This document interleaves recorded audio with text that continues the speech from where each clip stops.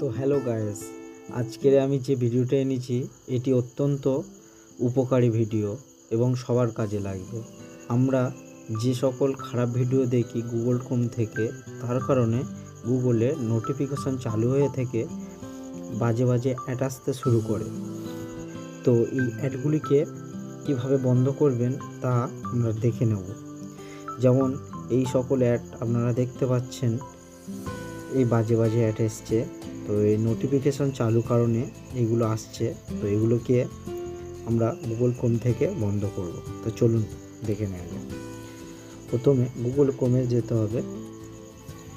Google ক্রোমে গিয়ে 3 dot অথবা এটা দেখতে পারবেন, এখানে গিয়ে ক্লিক করতে হবে। তীরচিহ্ন, লাল তীরচিহ্ন বা 3 ডট থাকবে যার যেরকম। তারপর আমাদের সেটিংয়ে যেতে হবে।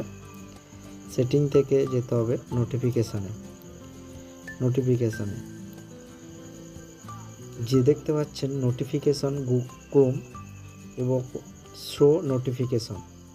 তো এটিকে অফ করে দিলে সব দেখতে পারবেন, এখান থেকে সব ক্লিয়ার হয়ে গেছে, বন্ধ হয়ে গেছে।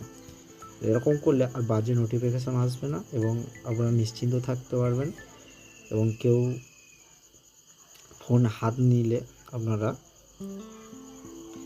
দুশ্চিন্তায় থাকবেন না।